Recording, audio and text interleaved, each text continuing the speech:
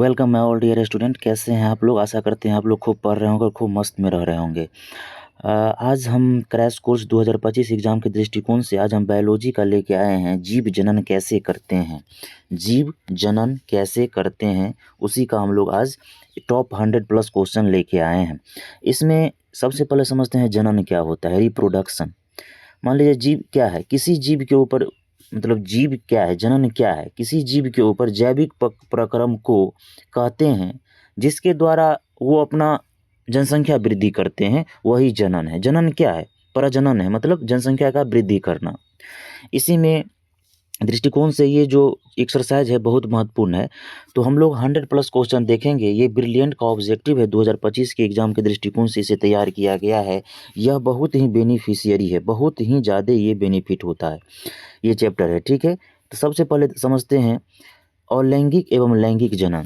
तो लैंगिक जनन में होता है क्या, एक मेल और एक फीमेल के द्वारा रिप्रोडक्शन होता है। जबकि अलैंगिक जनन में क्या होता है, इसमें मेल और फीमेल का कोई रोल नहीं होता है, इसके स्वयं हो जाता है, इसका रिप्रोडक्शन, इसका जनन स्वयं हो जाता है, ठीक है।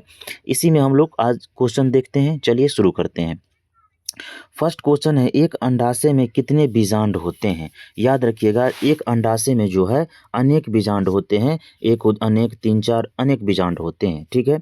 आलू में जनन कैसे होता है? आलू में आप लोग देखिएगा कायिक प्रवर्धन के माध्यम से इसका जनन होता है। आलू जब भी आप लोग खेती में या कहीं भी देखिएगा, जब किसान के द्वारा लगाया जाता है तो आलू में एक आँख देख के लगाया जाता है, उसे ही कायिक परिवर्धन कहा जाता है, ठीक है। नेक्स्ट है, अलैंगिक जनन के समय कौन सा विभाजन होता है? याद रखिएगा, अलैंगिक जनन के समय जो है समसूत्री और असूत्री, समसूत्री और असूत्री दोनों विभाजन होता है, यानी कि ए और बी, इसका दोनों आंसर हो जाएगा। नेक्स्ट है, जीव जिस प्रक्रम द्वारा अपनी संख्या में वृद्धि करते हैं उसे क्या कहा जाता है? ये जो जीव है अपनी जनसंख्या में वृद्धि करता है उसे क्या कहते हैं? जनन कहते हैं, रिप्रोडक्शन कहते हैं, ठीक है। नेक्स्ट है, किस प्रकार के जनन में जनक के शरीर से कलिका निकलती है? किस प्रकार के जनन में जनक के शरीर से कलिका निकलती है? वो हो जाता है मुकुलन। क्या हो जाता है? मुकुलन। मुकुलन जनन में जो है जनक के शरीर से कलिका निकलती है। नेक्स्ट है, मुकुलन द्वारा प्रजनन कौन करता है? इनमें मुकुलन द्वारा प्रजनन कौन करता है? तो मुकुलन द्वारा प्रजनन जो है ईस्ट के द्वारा मुकुलन द्वारा प्रजनन होता है, ठीक है। नेक्स्ट है, पुष्पी पौधे में लैंगिक जनन किसके द्वारा होता है? पुष्पी पौधे में लैंगिक जनन जो है वह पुष्पी पौधे में, तो पुष्पी मतलब इसमें फूल होता है तो उसमें लैंगिक जनन फूलों के माध्यम से ही होगा, ठीक है। नेक्स्ट है, द्विविखंडन होता है। द्विविखंडन मतलब क्या होता है? एक शरीर होता है, ठीक है, और समय के साथ साथ वो जो है दो पार्ट्स में बढ़ जाता है, दो शरीर में बढ़ जाता है और दोनों का सेंटर जो है अलग अलग हो जाता है, उसे ही द्विविखंडन कहते हैं। तो अमीबा में इस टाइप का होता है, अमीबा में द्विविखंडन होता है। नेक्स्ट है, परिवर्तित परिस्थिति में जीव जीवित रह सकते हैं। किस परिस्थिति में जीव जीवित रह सकते हैं? वो आ जाएगा अनुकूल परिस्थिति में। मतलब जैसे मान लीजिए आप लोग रह रहे हैं, मान लीजिए भी सोसाइटी में रह रहे हैं, आपके अनुकूल होगा तभी तो आप रह सकते हैं ना। आपके प्रतिकूल होगा तब कैसे रह लेगा? अब मान लीजिए आप एक गांव में रह रहे हैं या किसी शहर में रह रहे हैं, आप ले जाकर जंगल में छोड़ देगा तब कैसे रहिएगा? नहीं, तो जो स्थिति आपके अनुकूल होगा तो वहीं आप रह सकते हैं। नेक्स्ट है, बहुविखंडन जनन होता है। बहुविखंडन इनमें किन में बहुविखंडन जनन होता है? तो याद रखिएगा, प्लाज्मोडियम जो है इनमें बहुविखंडन होता है। याद रखिएगा, प्लाज्मोडियम में बहुविखंडन द्वारा जनन होता है, ठीक है। द्विविखंडन द्वारा जनन होता है। द्विविखंडन द्वारा जनन होता है, अभी तुरंत चर्चा की है, अबीमा में और लिस्मानिया डोडाबानी इसमें भी होता है। ए और बी दोनों इसका आंसर हो जाएगा। किस में अपविखंडन होता है? अपविखंडन किस में होता है? याद रखिएगा, आप जब भी अपखंडन की बात करें तो उसमें एस्पायरागोरा जो है उसमें अपखंडन होता है, ठीक है, एस्पायरागोरा, ठीक है। नेक्स्ट है, अलैंगिक जनन मुकुलन द्वारा होता है। किस में अलैंगिक जनन जो है मुकुलन के द्वारा होता है? तो अभी तुरंत ऊपर चर्चा की है, ईस्ट में। किस में? ईस्ट में। और ये क्वेश्चन का देख लीजिए, पूछने का जो है ये 12 में भी पूछा था, 15 में भी पूछा था, 17 में पूछा है, 18 में पूछा है, 21 में भी पूछा है। तो ये बहुत टारगेटेड क्वेश्चन है, देख लीजिएगा। ईस्ट में अलैंगिक जनन मुकुलन द्वारा होता है।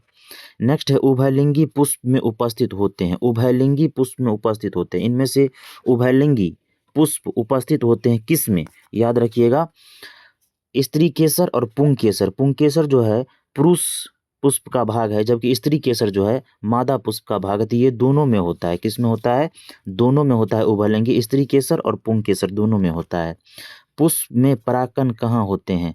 पुष्प में परागकण कहाँ होते हैं? तो पुष्प में परागकण जो है पुंकेसर में होता है। पौ से परागकण और पौ से पुंकेसर, ये नर पुष्प का भाग है। ठीक है, स्त्री केसर में उपस्थित होता है। तो स्त्री केसर से ही फल बनता है। तो स्त्री केसर में उपस्थित क्या होता है? स्त्री केसर में जो है सभी चीज उपस्थित, अंडाशय भी होता है तब तो फूल बनेगा, बातिग्रा होता है, बातिकाग्र होता है, अंडाशय, बातिग्रा और बातिकाग्र, ये तीनों जो है स्त्री केसर का पार्ट्स है। ठीक है, ये तो बातिकाग्र है, इसी से केसर प्राप्त किया जाता है, केसर इसी के द्वारा उपज होता है। पुष्प में बीजांड कहाँ उपस्थित होता है? पुष्प में बीजांड अंडाशय में उपस्थित होता है। कहाँ? अंडाशय में उपस्थित होता है। पुष्प में मादा युग्मक कहाँ उपस्थित होते हैं? तो पुष्प में मादा युग्मक जो है बीजांड में उपस्थित होते हैं। कहाँ? बीजांड में उपस्थित होते हैं। नेक्स्ट है निषेचन के फलस्वरूप, निषेचन के फलस्वरूप अंडाशय विकसित होता है। निषेचन के फलस्वरूप अंडाशय कहाँ विकसित होता है? तो फल में विकसित होता है।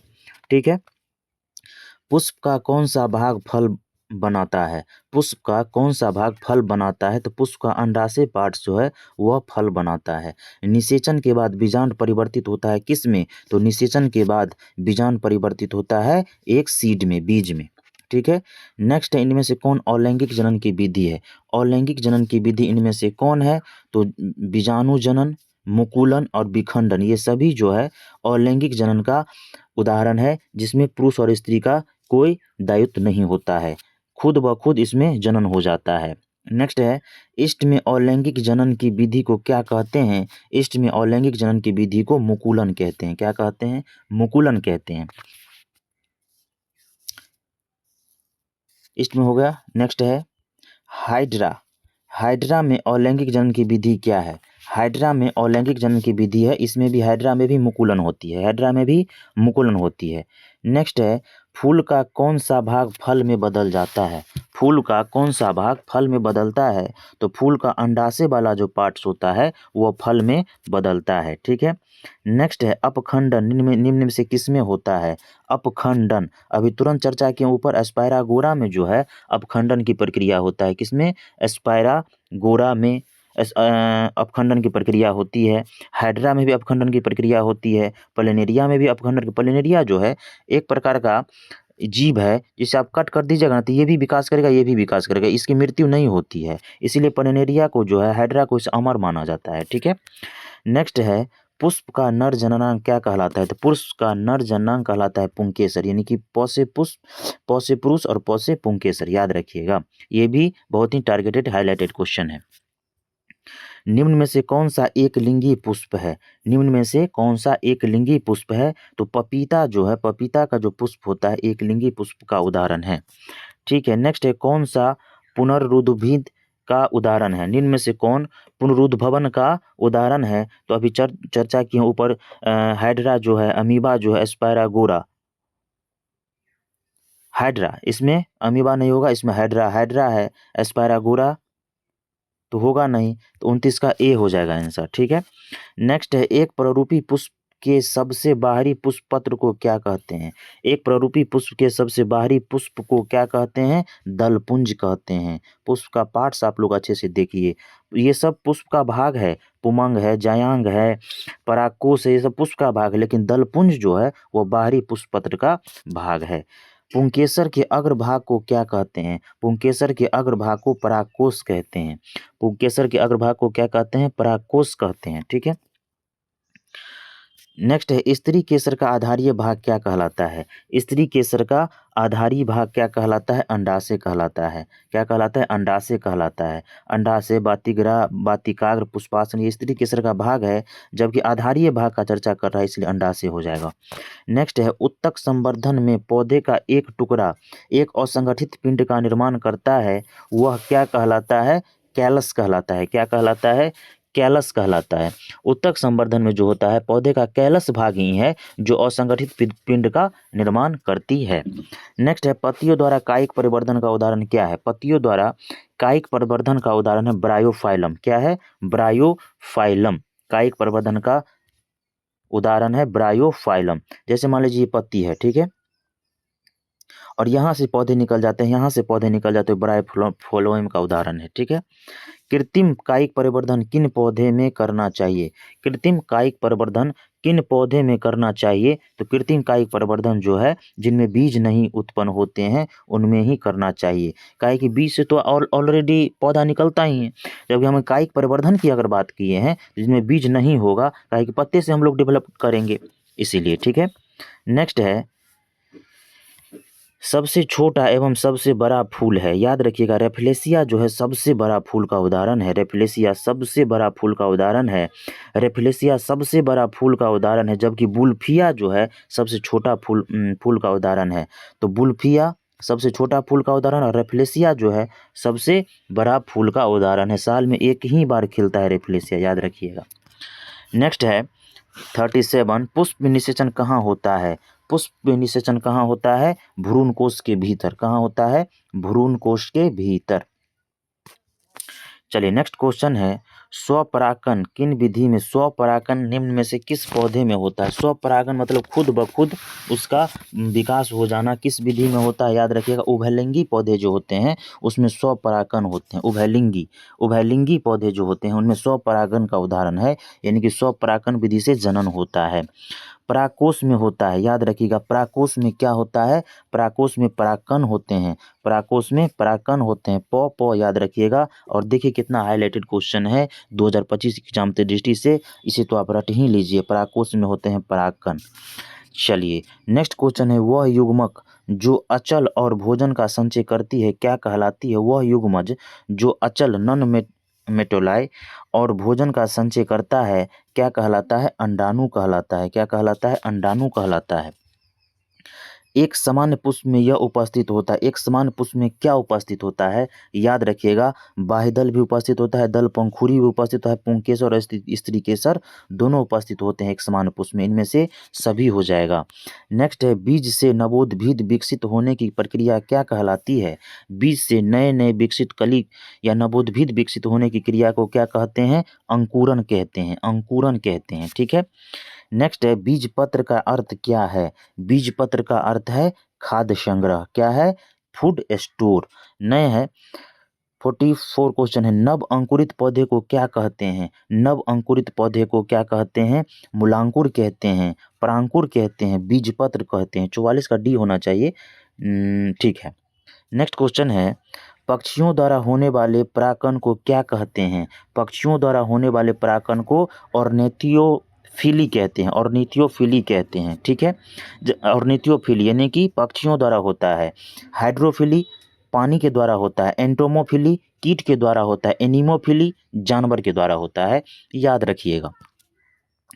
अगर हाइड्रा के शरीर में कई टुकड़े में काट दिया जाए तो क्या होगा? अभी तुरंत चर्चा किए हैं। हाइड्रा सब जो है अमर के दृष्टिकोण से होता है, याद रखिएगा। हाइड्रा है, प्लेनेरिया है, स्पायरागोरा है। इसको अगर कितनों टुकड़ों में बांट दीजिएगा ना, तो हर टुकड़ा विकसित होकर नए हाइड्रा का निर्माण करेगा, याद रखिएगा। ये सब मरता नहीं है। नेक्स्ट क्वेश्चन है, कायिक परिवर्धन में पौधे के किस भाग से नया पौधा उत्पन्न हो सकता है? कायिक परिवर्धन में पौधे के किस भाग से नया पौधा विकसित हो सकता है? तो कायिक परिवर्धन में जड़ से भी हो सकता है, तना से भी हो सकता है, पत्तियों से भी हो सकता है। इनमें से सभी हो जाएगा। किस पौधे को कायिक परिवर्धन द्वारा उगाया जा सकता है? किस पौधे को कायिक परिवर्धन द्वारा उगाया जाता है? गुलाब को भी उगाया जा सकता है, गन्ना को भी उगाया जा सकता है, अंगूर को भी उगाया जा सकता है। अब कुछ बचा नहीं है। सभी को कायिक परिवर्धन के हम लोग माध्यम से अच्छे फसल देने वाले उन्नत किस्म के हम लोग तैयार कर सकते हैं। नेक्स्ट है, बीज नहीं उत्पन्न करने की स्थिति में किस पद्धति से उगाए जाते हैं? जब बीज उत्पन्न नहीं होगा तो हम लोग कायिक परिवर्धन करेंगे। कायिक परिवर्धन एक्चुअली समझिए, तने काट का एक रूप है। मतलब जैसे मान लीजिए ये एक ठो तना है, मान लीजिए ये बैगन का तना है, ठीक है।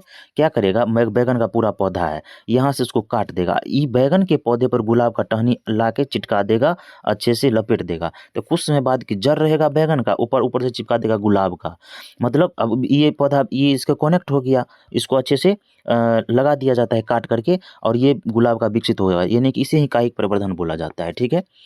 नेक्स्ट, कायिक परिवर्धन का उदाहरण है तने काट का एक उदाहरण, मतलब काट के उसको अच्छे से डेवलप किया जाता है। कायिक परिवर्धन का क्या महत्व है? कायिक परिवर्धन का महत्व है उत्पन्न पौधे जनक पौधे के समान होते हैं। Very good. उत्पन्न पौधे में फल और फूल का कम समय में आ जाती है, ये भी सही है। इसमें बीज की आवश्यकता नहीं है, ये भी सही है। तो इनमें से सभी हो जाएगा। नेक्स्ट क्वेश्चन है, हम अपने घर में मनी प्लांट कैसे लगाते हैं? हम अपने घर में मनी प्लांट जो लगाते हैं वो कायिक परिवर्धन का बेहतरीन रूप है। कायिक परिवर्धन का बेहतरीन रूप है। नेक्स्ट क्वेश्चन है, गीले डबल रोटी के टुकड़े पर क्या उत्पन्न हो जाता है? याद रखिएगा, जब भी कोई भी ब्रेड होता है 2-3 दिन के लिए छोड़ देते हैं, उजला उजला उस पर आ जाता है, परत टाइप का आ जाता है, वो क्या है? वह होता है कवक होता है। क्या होता है? कवक होता है। नेक्स्ट क्वेश्चन है, हाइड्रा में प्रजनन की विधि निम्नलिखित में से कौन सा है? हाइड्रा में प्रजनन की विधि है मुकुलन। हाइड्रा में मुकुलन की विधि है। हाइड्रा में मुकुलन की विधि है। नेक्स्ट क्वेश्चन हम लोग देखते हैं 44।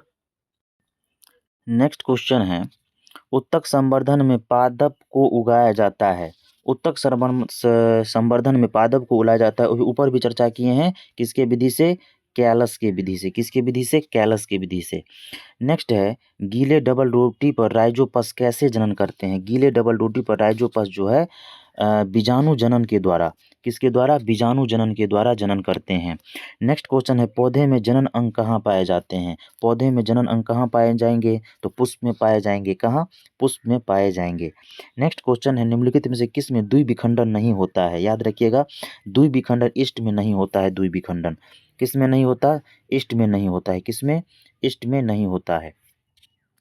नेक्स्ट क्वेश्चन है, परागकण निम्न में से किसके अंदर बनते हैं? परागकण परागकोश के अंदर बनते हैं। पौ से परागकण, पौ से परागकोश के अंदर बनते हैं। नेक्स्ट क्वेश्चन है, बीजांड की ओर पराग नलिका की वृद्धि का कारण क्या होता है? बीजांड की ओर पराग नलिका की वृद्धि का कारण क्या होता है? केमोट्रोपिज्म। क्या कहलाता है? केमोट्रोपिज्म। क्या कहलाता है? केमोट्रोपिज्म कहलाता है। ठीक है। नेक्स्ट है, मानव में लैंगिक जनन, इसे हम लोग देखेंगे अच्छे से। ठीक है। जीव जनन क्यों करते हैं?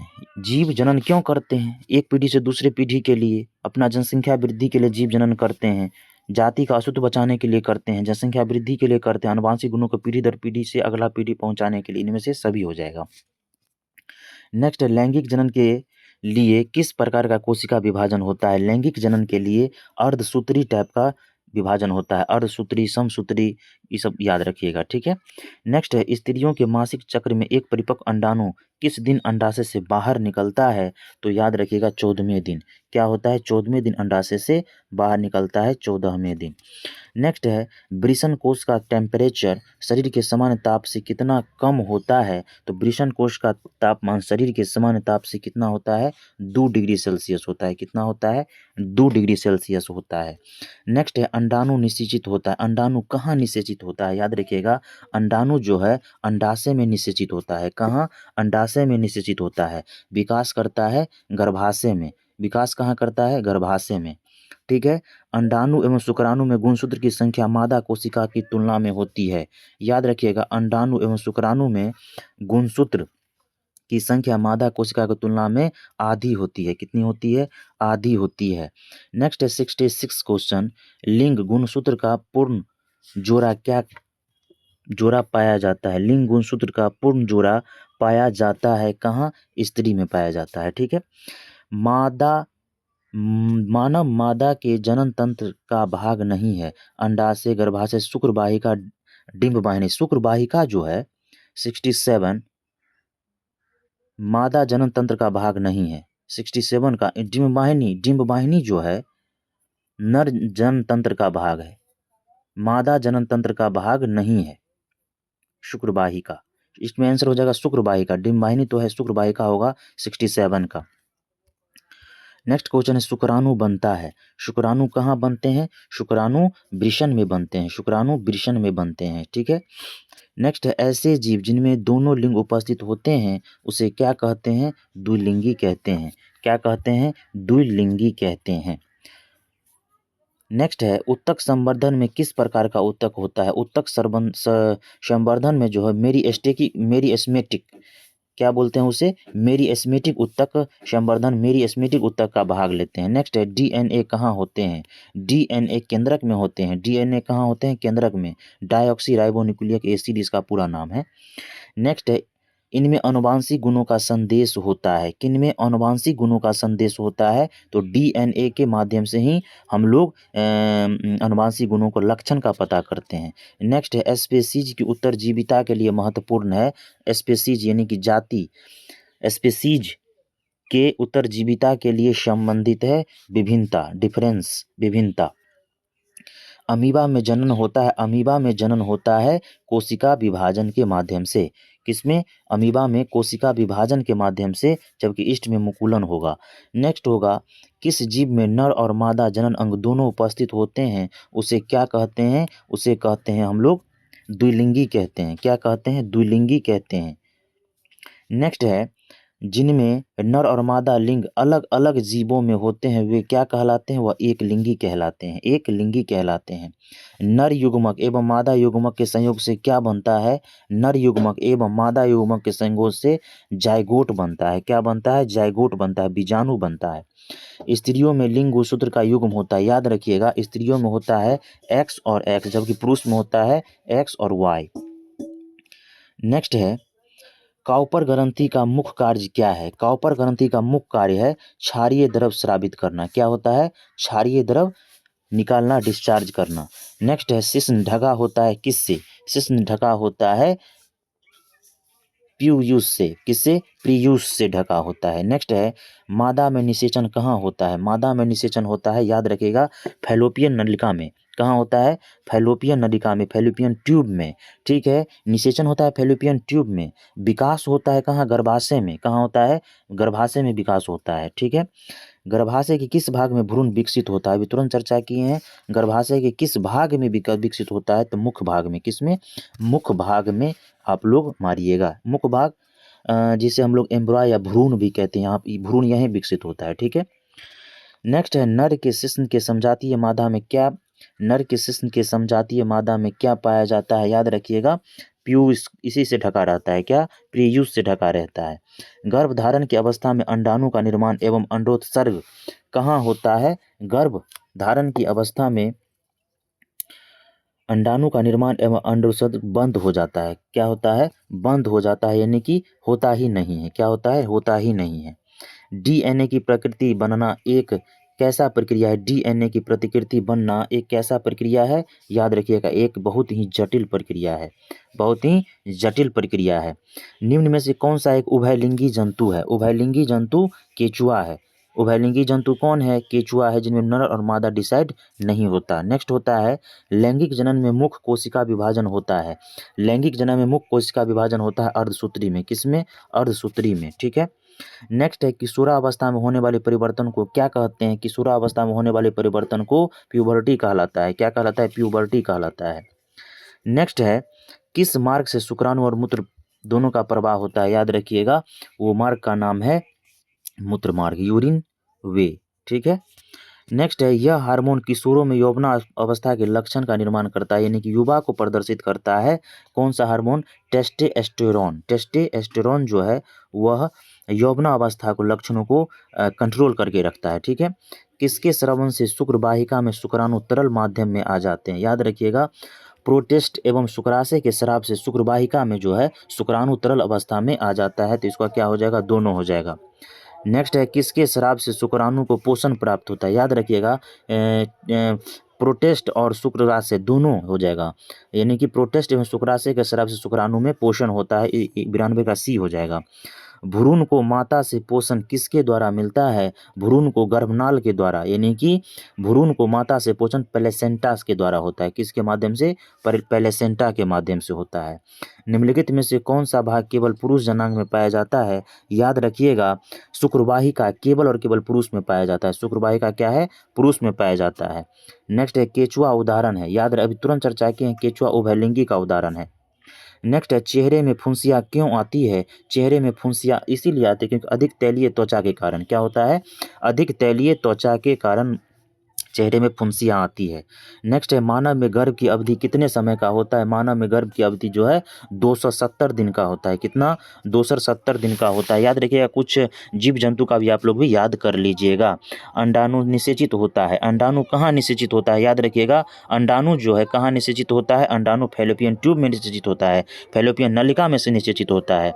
नेक्स्ट क्वेश्चन है हाइड्रा में परिप्रजनन किस विधि के द्वारा होता है? हाइड्रा में प्रजनन जो है मुकुलन के माध्यम से होता है। क्या होता है? मुकुलन के माध्यम से होता है। नेक्स्ट क्वेश्चन है अमीबा में अलैंगिक जनन किस विधि के द्वारा होता है?